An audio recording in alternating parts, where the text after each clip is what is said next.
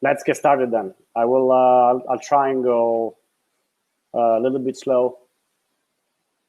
Yeah. Okay. Hi, Philip. Sure. Welcome, everybody. Okay. The session should be only a hands-on workshop of Zenroom, but actually I realized that most people up here are interested in policymaking. So I guess I will start from use cases first. So I will tell you a little bit the story of Zenroom, how it was born, how it was developed, and what was used on first. And then later on we can do a hands-on together if you feel like it. Okay, I work for Dynorg. This, which exists since 94, 95, and it was incorporated in 2005 in Amsterdam as a non-profit foundation. And we do mostly software development, focus around cryptography and security, cryptography, blockchain, and Linux development.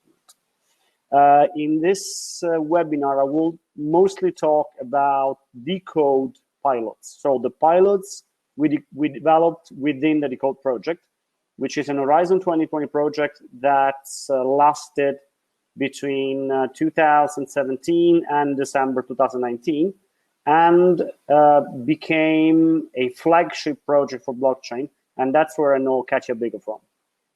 All right, let me get started. No, back, sorry. All right. First question, sharing economies, but with whom are we sharing our needs and desires? What about our privacy?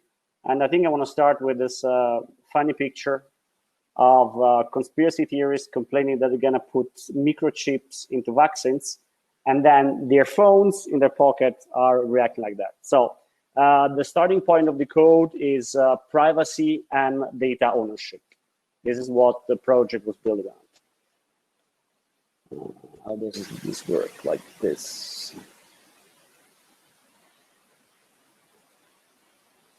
Yep. Reclaiming the smart city.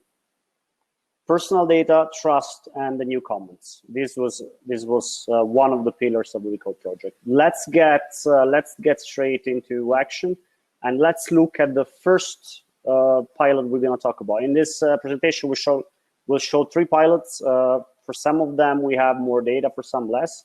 And then later on, I will show you the technology behind the pilots.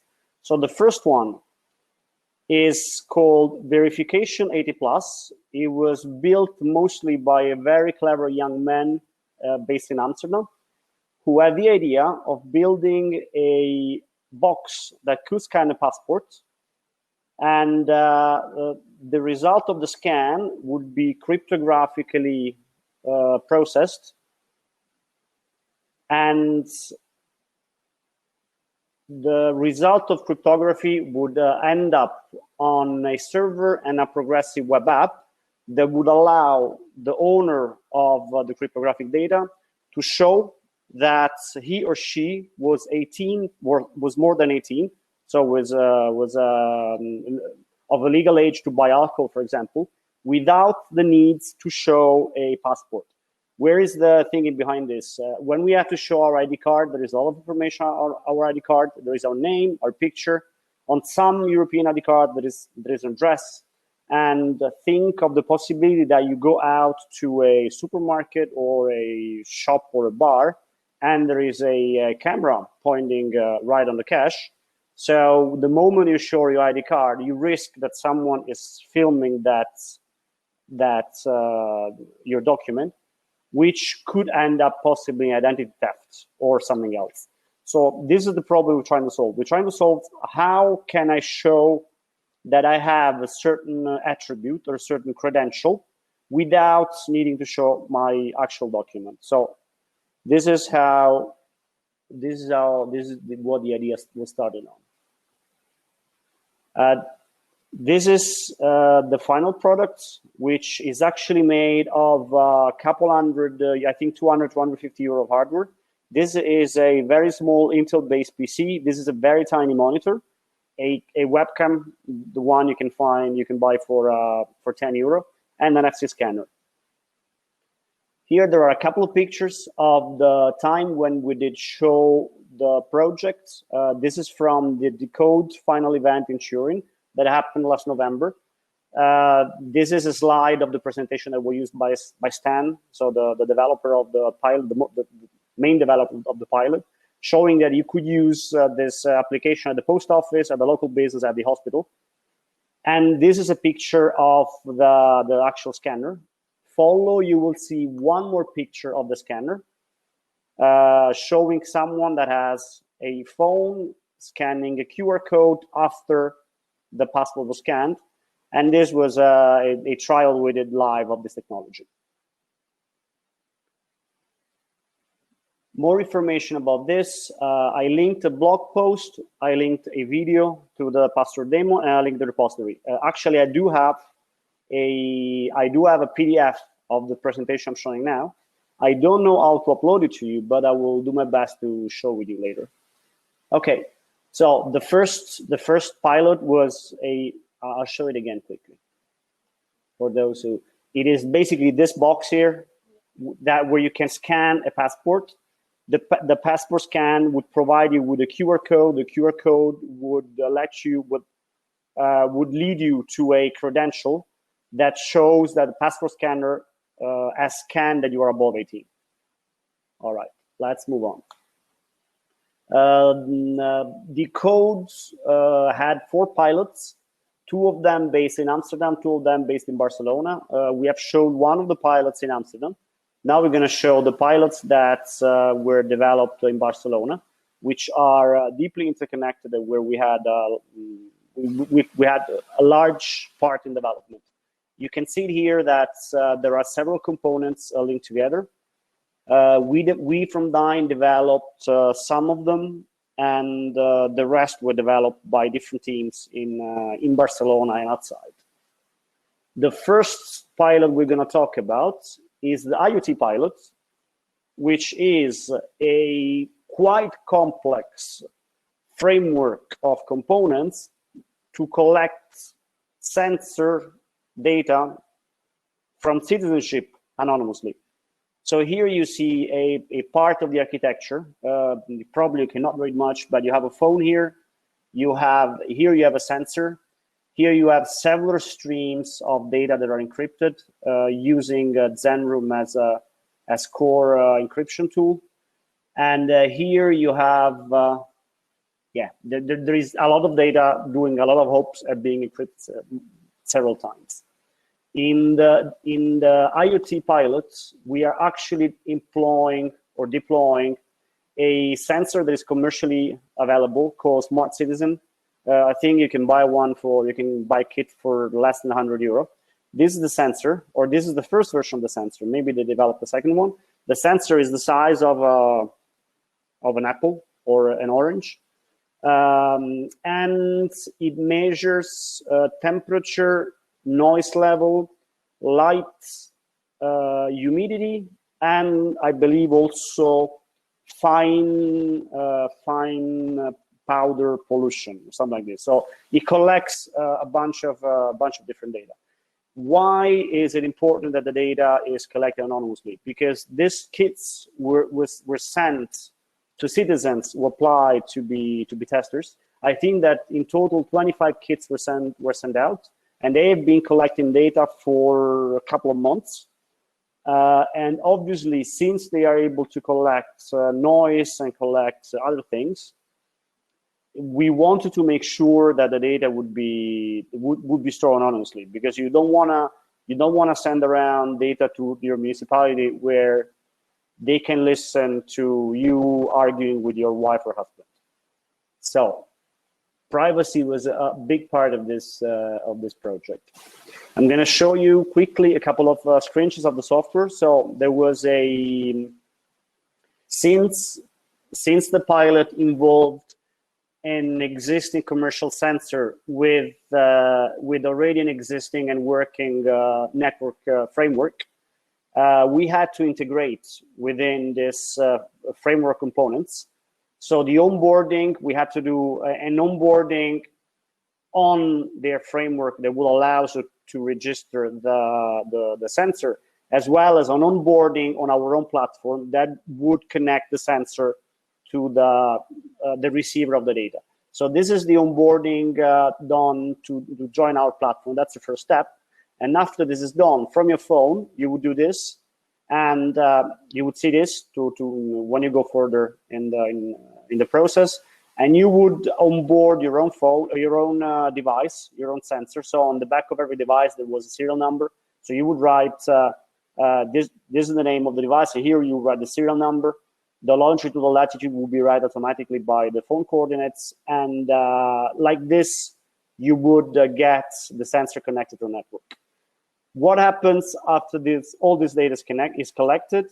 The data would be sent to anonymously again to a service run by the municipality of Barcelona, and would be visualized by a dashboard called Barcelona Now. That has been used for this pilot as well as the next pilot, which is the D2C pilot we're going to show now, and is an open source dashboard that allows collection and displaying of data in different ways. All of the software, for those of you who are not familiar with the code, all of the software I'm talking about is open source. I'm sharing links to the repositories, all of them. If anybody has questions about the software, the repositories, I'll be happy to answer all of them. Going further, I am giving a few more information about this pilot. So a blog post that describes it, the homepage of the Barcelona Now dashboard, and some source code that you can use that build up the project. In reality, the IoT project the IoT pilot is made of a number of components that talk together. It didn't make sense to list them all here on this page, but again, if you're interested, we will be happy to help you navigate the GitHub repositories. The third pilot we worked on is actually the one that required more work, more manpower, and more collaboration, as well as more research. The short name is DDDC, which is also a collection of components working together. The main component we developed for this application is the code app, and the purpose of the whole pilot is to allow the citizens to cryptographically sign petitions in a fully anonymous way, and in a cryptographically also mathematically provable tamper-free way. So in the pilot, we worked with connecting the technology we developed in the code, so Zenroom, as well as other components within Decidim. For those of you who are not familiar with Decidim is a participatory democracy software. It's the fork made in Barcelona of a software that was written originally in Madrid. It is used actively in Barcelona, and I think it's the most widely deployed participatory democracy platform in Europe. I think that there are several dozens of deployments in Europe. The largest one not being Barcelona, but being Helsinki. And it's very strong also in France. I think there are 20-30 cities in Spain using it, 20-30 cities in France, and a bunch of other cities all around Europe. So what we did was plugging the decode components into the Decidim platform, then developing an app that would allow the whole petition signature flow using our cryptography that was developed within the decode project. So the app, we're seeing it in this screenshot. This is a screenshot taken from the homepage of the app. This is what the app looks like. And the app was written to be modular and easily extendable. So in reality here, we have 4 different services and flow, no, 3 actually, sorry. 3 different services and flow that we're hooking into. The first one is signing a petition. That's the one we're talking about now. Then you can sign in the Barcelona Now dashboard. So BCN Now stands for Barcelona Now, which is dashboard we saw below. And the third one would be, well, is a part of the IoT pilot that I mentioned before. It would be nice to give you a demo of the app, but I think it would take too long. But anyway, the app is still in the store, so you can download it, you can play with it. It won't do much, because right now we don't have a backend running for it, but we're planning to deploy the whole backend in the following months. So what does the cryptographic petition flow allow people to do? I had to compress all this information, and I kept it as easy as possible, but the subject is very, very complex. I recently spoke with 2 different people that are involved in digital signature, and I spent 1 hour talking with them, and after 1 hour, they got an idea. And we're talking about people who have a technical understanding of the subject.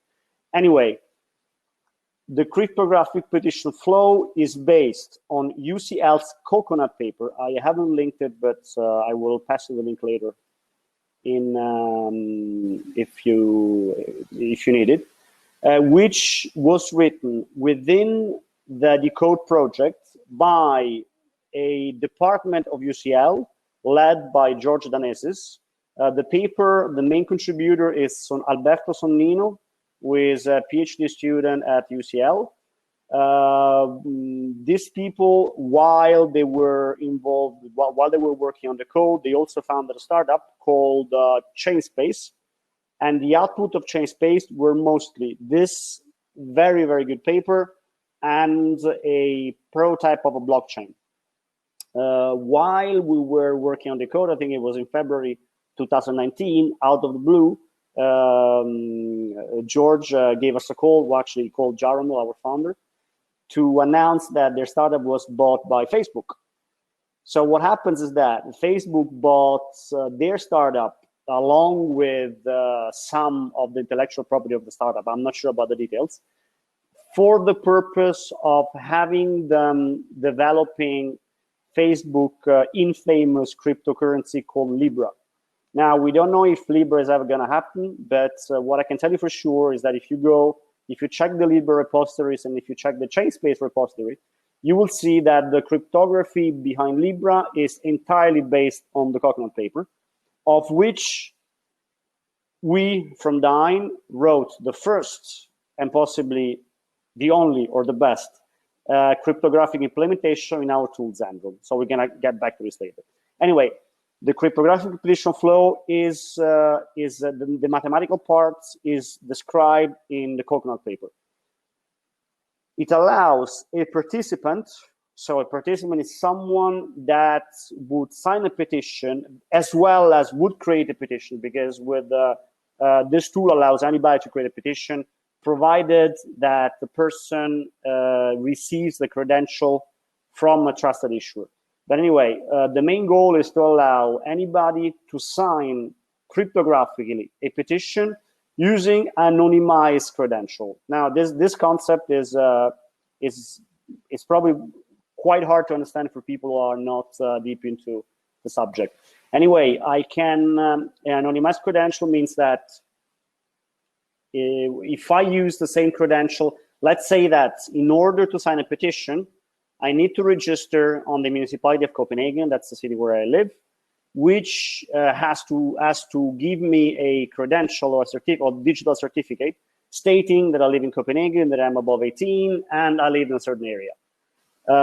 Following the coconut flow, I would receive a credential from the municipality, and each time I use this credential, the credential would be anonymized, meaning that if I use the credential 5 times, to sign 5 different petitions, and if the signatures end on a blockchain or on a database, it would be impossible to track me. So it's anonymized and untrackable. Very, very important. Then again, the signatures are collected via homomorphic sum. This is also a very, very technical thing. But the advantage of this technology is that double voting is not possible. So if I try to vote twice for the same petition, so once I vote yes, once I vote no, this would be tracked in the counting system, and whether my vote will be removed or only the first one will be capped, only the last one, based on what the algorithm chooses it to be. Signatures and voting are cryptographically signed and cannot be tampered with. So in order to sign or to vote, I have to use a cryptographic credential, and I have to countersign the petition using the credential. So in order to tamper, in order to add votes or to remove them, there is no way that the system administrator can go into the record of my votes and change it. So why am I saying this? Because there are several experiments of e-voting going on throughout Europe. In Italy, there is notably the Russo platform that a political party been using for years to implement direct democracy.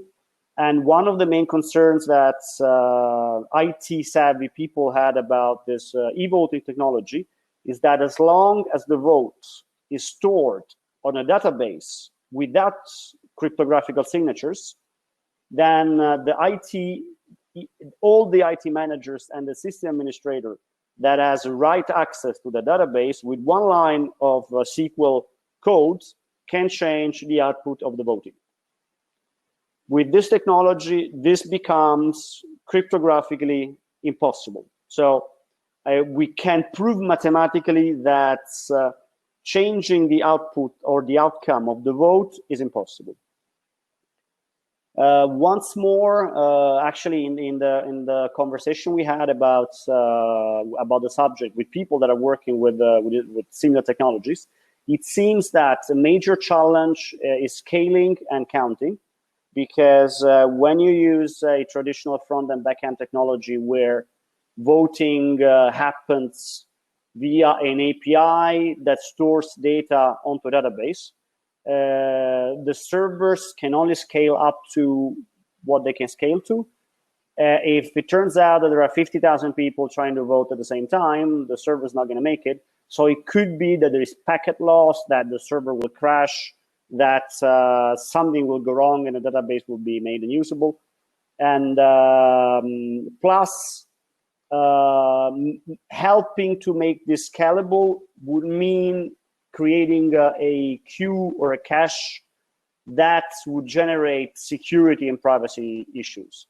Without technology, we can store in a cache every signature safely. We can recount them later, and tampering free without issues for privacy. So scaling and recounting also become possible. Okay. Vladimir says you may upload links in the chat. Vladimir, I have this presentation. I have saved it in a PDF. So I will, when I finish with the webinar, I will try to upload the links. But actually, it's a lot of links here. I should paste 30 of them. So I'd rather try and give you the PDF. Okay. I will try. Okay, since we're in very good shape with time. The idea behind this presentation is that I would show you hands-on what cryptography looks like with our tools. So I'm going to give you an entree, a small taste of what cryptography looks like using Zenroom's online playground. Don't worry if you cannot read much. I'll read it for you, and I'll give you a live demo later. But anyway, you have a smart contract that reads like, given that I am Alice and I have a valid credential paper, given I have my credential, given I have a valid verifier, when I aggregate the verifier, and I create the petition signatures, then print the signature. Here I have two sets of data, where this one is my private data, this is my public data, and this is what comes out of it. So this is purely cryptographically proven technology. All right. What happens with we're back in the flow in the flow of the petition signing? What happens after the signatures are collected? They are showed once again on the Barcelona Now dashboard. Here are a couple of links. So there's a blog post about the DDC pilot, a link to the app, a link to the Barcelona Now, and a link to the Decode app, a link to a demo of the Decode app. All right.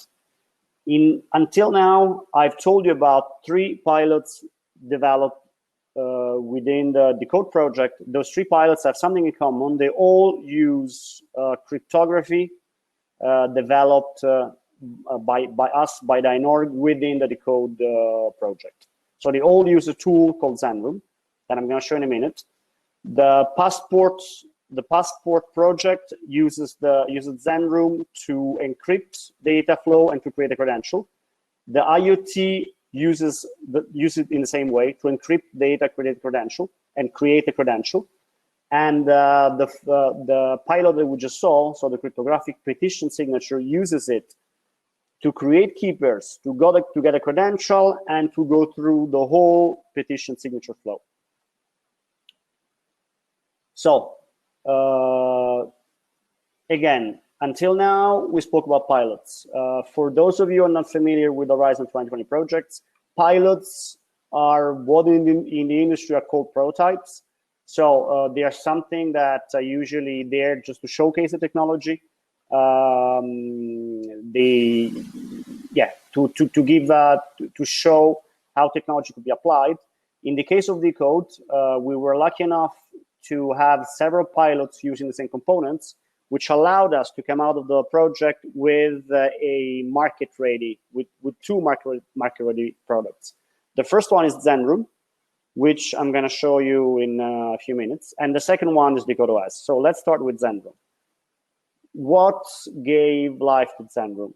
So this guy with gray curly hair, actually, he tells around that before starting working on Decode, didn't have gray hair, they had black hair. That's probably halfway true. But anyway, this person you're sitting on the right is Jarrah, is our founder. And here we have a quote of Pablo that worked together with us on the Decode project. He was employed of ERECAT, who is the Catalonian Institute of Statistics. He wrote, "To not become a new elite of the digital society, hackers must write code that people understand." So this was the first pillar of the development of Zenroom. Write code that people understand. And the second pillar was this. Jarrah happens to be among the very first people in Europe or in the world to show a strong interest in blockchain. If you look into blockchain core, into Bitcoin Core, you will see a quite large commit of code coming from him in 2011. So he's been working on blockchain since 2011. He's been interested in cryptography since before that, and in security even before. Therefore, we can safely say that he has a good understanding of what blockchain is. And it turns out that he figured out that blockchain is the sum of those 4 parts. First, a distributed ledger. Second, a peer-to-peer network. Third, cryptography. So cryptography as in cryptocurrency. And fourth, smart contract execution. So what he thought is that instead of building a new blockchain from scratch, you want to focus on those 2 parts, the cryptography and the smart contract execution, in order to make a component for a blockchain that could be blockchain agnostic and use other distributed ledgers and peer-to-peer network from other blockchains. So Zenroom was born from the need of writing code that people can understand as well as writing a tool that could perform cryptography and execute smart contracts.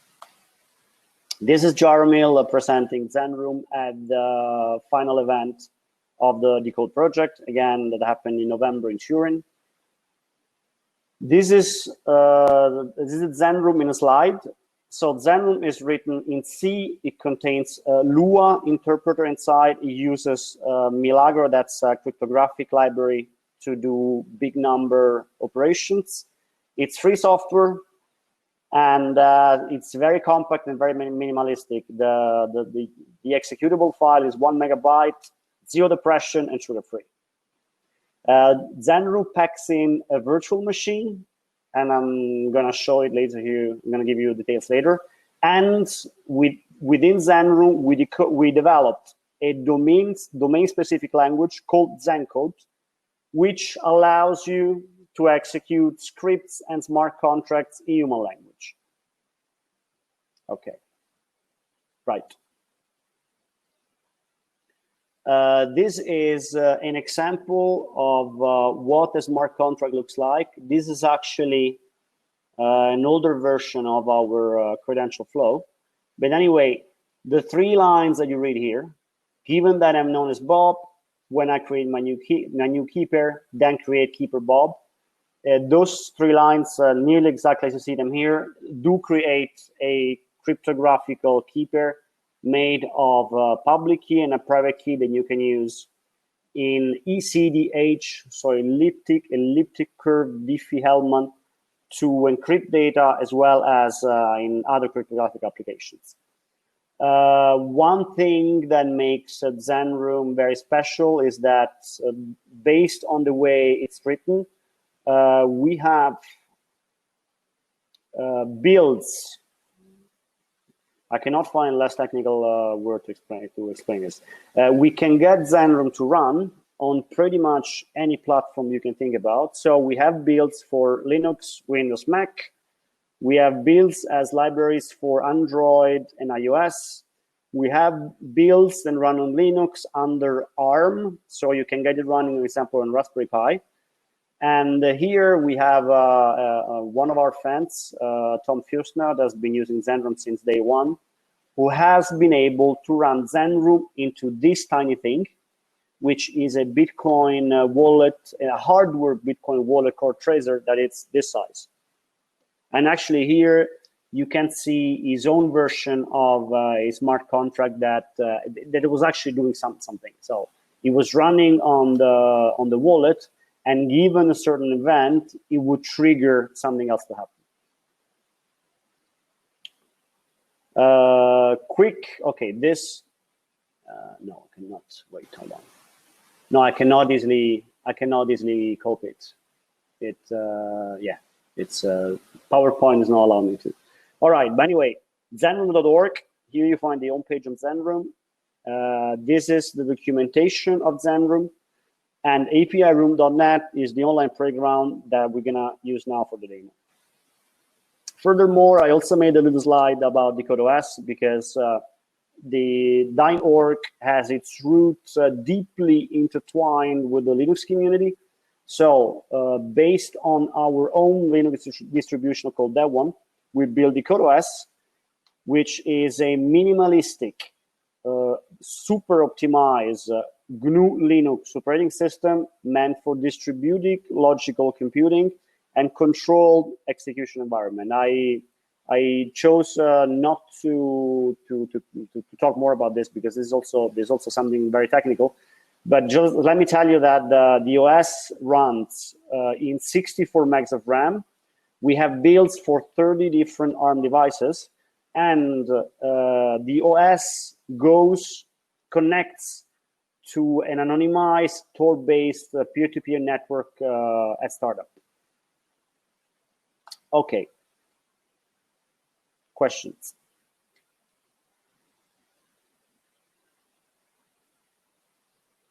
So if there are questions, if there are no questions, then I would go on with the hands-on, but I'm sure that there are questions. All right. Marcus.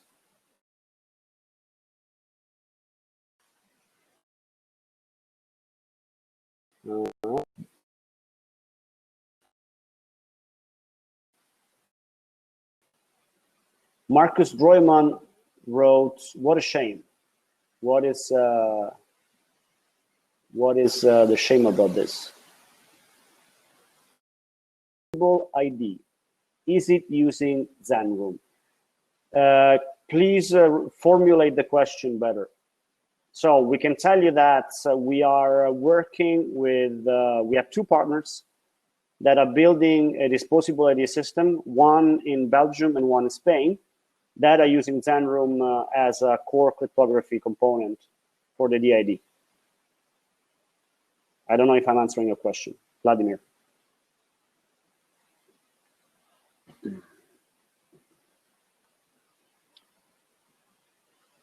Okay. If the moderator would like, they can give audience member the floor for question. How do I give the floor for question? Let me see.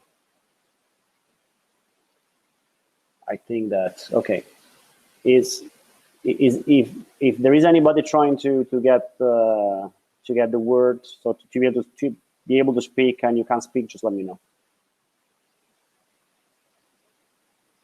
All right. Okay. So let's move on. We have 20 minutes. A couple more links for those who want to follow us.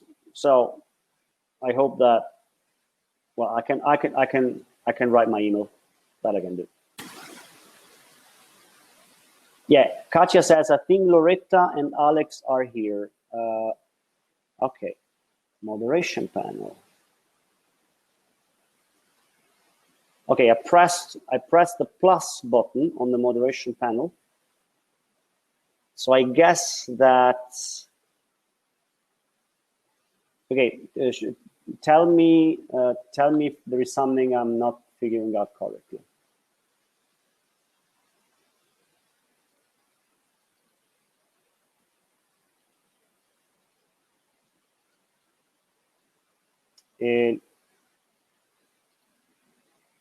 Okay, I had something popping up from below where it says moderation panel, and Alex and Loretta's name were there, and I pressed the plus button, but I don't know what else can be done here. I don't see anywhere. Maybe I can invite people. Let me. Probably not. Alex and Loretta, if you would like to say something, just write in the chat. And if you want to speak, I will do my best to let you speak with the microphone and camera. Okay. All right. I think I can write my email to those who are interested. At least that's. I can do that. All right. Okay. Let's go on with a technical demo, which would have been the main goal of the session. So I'm gonna show you.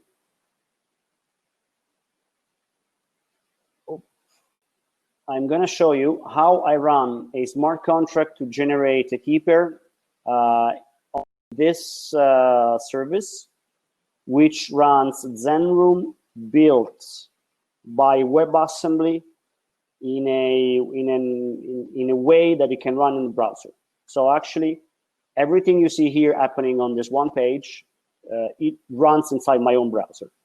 So it doesn't require any connection, or it doesn't. Yeah, it runs here. So let's look at this script. The script goes, given that I'm known as Alice, when I create the key pair, then print my data. And I do run it by pressing the play button. Et voila, here I have my keeper. If I press play again, I see that it's going to generate more keys. I want to show you how to do exactly the same thing using Zenroom as a command line tool on a Raspberry Pi. Obviously, as long as technology allows me. All right. Give me a second. No, not on, well, yes, on Raspberry Pi. All right, yes. Good. So, those of you who have ever used the Raspberry Pi will be familiar with this. So the Raspberry Pi is a computer this size that retails. I think the cheapest version retails for $35, so it costs about €30, and it runs Linux operating system on. The CPU running it is ARM, so it's not the same kind of CPU that runs your laptop, but it's a similar kind of CPU as the one you have in your phone. Now here, okay, let me see which Zenroom I have. Yes, okay. I have a file here called keygen.zen. I'm gonna open it. I'm gonna visualize it for you to see what it does. So this is the content of the file. Scenario CDH, create the keeper, same thing as here. This gives Zenroom directives to, this is like loading a library, let's say. Given that I'm known as Alice, like this, when I create the keeper, then print my data. So I exit this, and I do Zenroom -z keygen.zen. I will first show you the output right as it comes out of Zenroom, and then I will make it look a little bit better so that you can read it nicely. So this one is the output, which is a keeper. And Zenroom told me that it was using, initially, it was using 300 kilobytes of RAM, and in total, you use 317. I can time this if you want, but this cryptographic operation on Raspberry Pi takes, I think, 0.05 seconds or something. Now I'm gonna play a little trick, and I'm gonna make the output a little bit nicer so that it's easy for you to read that. Yes. So this is the keeper that came out of it. Right. Okay. I'm gonna hide this for a minute. I'm gonna show you the list of examples that we have here. So we tried the simplest one, the simplest one we have here, which is generating a keeper. We can go into something more complex, that is encrypting a message for two, well, let's look at this first. Encrypt a message using a password. So what do we see here? We see in the given part, we are loading data. In the when parts, we are processing data. And in the then part, we're printing data. All right, so this is an actual script that performs encryption. When we mentioned programming that normal people could understand, this is what we were thinking of. So the script goes, given that I have a string named password, which is this, given that I have a string named header, which is this, given that I have a string named message, which is this, when I encrypt the secret message with password, which is the computation we're gonna do, then print the secret message. The print is gonna happen here in the output window you see here. To run it, again, I press play, and this is the encrypted version of my message. If you like, I can decrypt it for you if you don't believe that this works. But we have the encrypt message using a password and the decrypt a secret message using a password. Then we have the zero knowledge proof flow, which allows, this is the core technology of the passport scanner.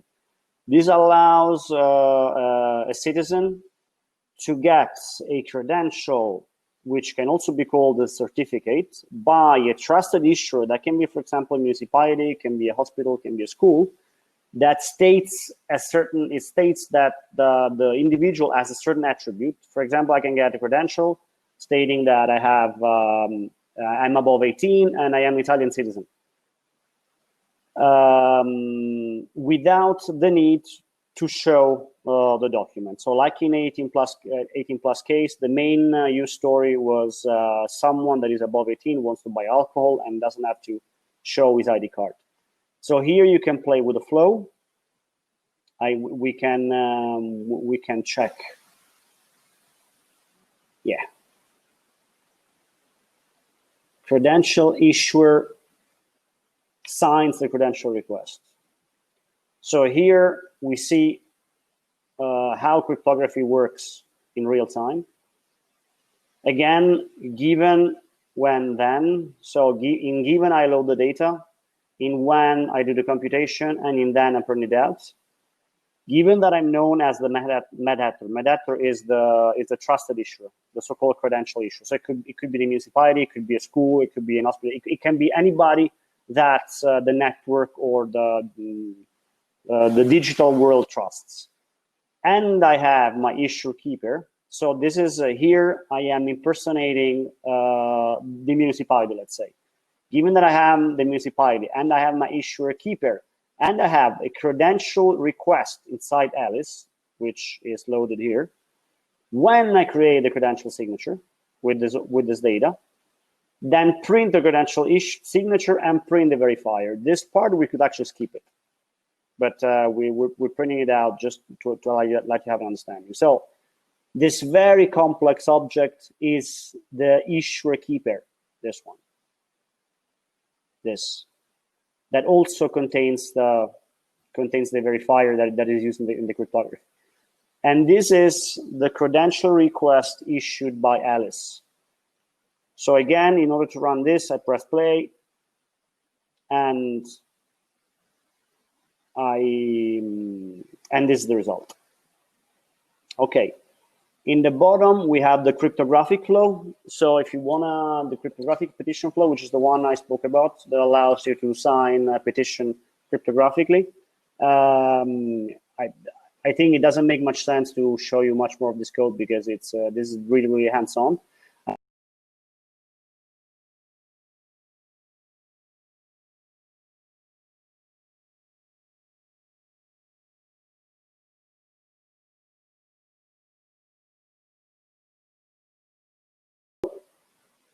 I had a pop-up saying that I had been muted by a moderator. Katya, you have a question in the meantime. Oh, please ask. Sorry.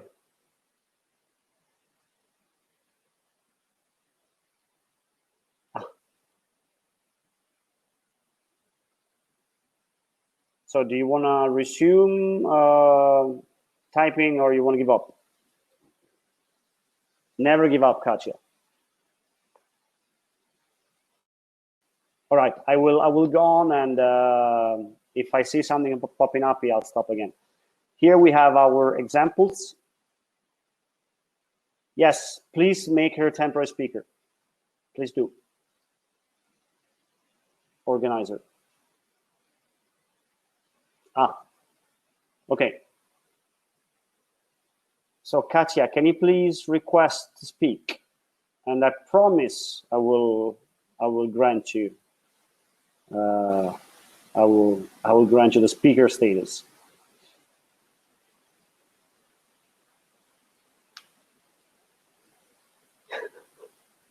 That's life.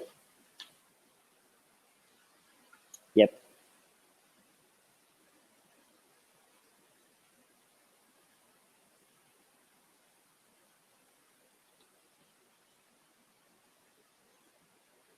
All right. While you go further, I'm gonna. Yeah. Okay. Now. This works. Sorry, I'm not calling in with a good microphone, but I hope you can hear me. Yeah. Yeah. I hope everybody can hear you too. A bit kind of on the policy side, and you talked about this a bit already. It's actually a double question. First one is, do you think with the situation that happened with Facebook, is there, you think, more that the Commission should be doing or that can do to help sort of prevent those kind of situations? Were there things that you wish that would have been in place, maybe that it's hard to control sort of on your side, so that maybe as this funding is given out, just thinking about the NGI more broadly and this situation sort of repeating? And then my second question was as well about the adoption of the technology of Zenroom Tech. Like, how do you think, well, you've been talking about that quite a bit as well, but sort of how you see that path to sort of policymakers trialing some of this on a local level, it's like how you would, what the Commission can again do to help strengthen that or to make that somehow easier for that to happen. Okay, regarding the first question, if you ask me if I think the Commission should be doing something more, I don't think that I can give you my personal opinion, but I don't think I can give you a professional opinion about that because it's completely outside my tasks and my skills. Obviously, the fact that someone develops a product with public money of the European Commission, then the next day sells it to a company outside the European Commission and cashes in, it is debatable. If and how this can be prevented, I don't think I wanna comment on this. But generally speaking, it would be advisable that we learn a lesson from this case, from this situation, and in the future, I guess the grant agreements could be written in a way that keeps in account the incident that happened this time. Katya, I think that I hear a return on my voice. Oh, sorry, are you hearing yourself double? Yeah. Okay, that's not being muted. Yeah, so I was just going to say I agree, and it was also not a sort of hidden criticism of the Commission per se, more wondering because it's such a difficult thing. And when I heard about this, I was wondering what you could do to prevent that. But yeah, that makes sense. The thing is that as long as can I mute you, Katya, and then I will mute you later. I will unmute you later on because I hear a horrible return of my voice. The thing is that whenever there are successful projects that come out with quality output, I mean, it's not surprising that there is some private corporation wants to buy it. This case is obviously crystal clear that the purchase from Facebook goes exactly in the opposite direction of what the project was written on. But if it was allowed until now, we can't even blame it on the people that sold it because no one told them before they couldn't do it. Generally speaking, when we first heard about this, I won't tell you about our first reaction, that's censored. But the second reaction, and specifically Francesca reacted this, Francesca Bria reacted this way very, very soon. The reaction to the situation was that this was indeed a celebration of our success. Because if a large multinational American corporation is ready to put down some money to buy a technology, means that probably our technology is doing something good. What I can tell you as a disclaimer is that we haven't got any offer from Facebook. And if we do get an offer, I'd be very happy to have a good chat with them. But I doubt that we would sell this technology to anybody anytime soon. Regarding your second question, which I happen to have forgotten already, so I will unmute you, but I cannot unmute you. So we need I need someone else to unmute you. Yes. Can you remind what the second question was about? Oh, yeah, this was more. Yeah. Okay, I remember now. I'll mute. Yeah, thank you. How can the public sector? Well, how can we be helped to speed up and make the adoption of this easier? Okay, first, one thing we're doing is that we're running the Ledger project, And we hope that in the Ledger project we'll have some of the startups adopting our technology. Generally speaking, the more we can get access to platforms like this, so to events like this where we can tell about what we did, the more it would help. And else, actually, I would reverse the question to the people that are here, like Loretta. I don't know if there is anybody else from the commission, what they think they could do to help us to spread this technology as quick and as much as possible. So generally speaking, the more we can get audience, the more we can show around what we're doing, the largest adoption we can have. Am I answering a question? Okay. All right, it's 7. I will go through the last feature here. So here we saw the examples. We saw how the button play works. Vladimir, I'll reply in a second. Then we have this create API that I have not used yet. But what I'm telling you is that whatever right here, if I click on create API, it's gonna end up in my backend, which is this. And here I have a list of smart contracts with data already stored.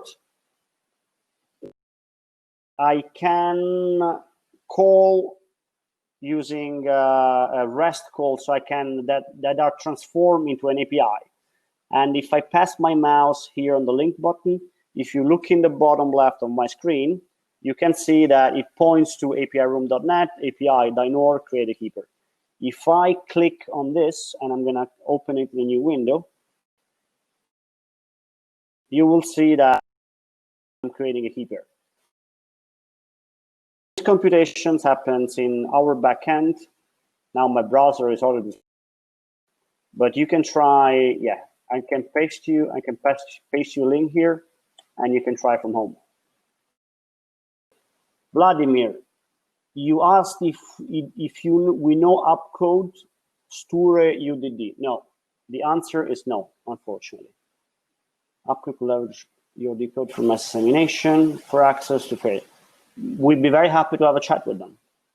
So Vladimir, I believe that I've seen you on Twitter. If you would be so kind to drop me a line, then I'd be more than happy to discuss this. Then there is Philip Sheldrake. Okay, he says bye. All right. Yeah, thank you, Vladimir. Vladimir, if you wanna become a presenter, I can approve you, and I can ask the organizer to let you join as well. If you have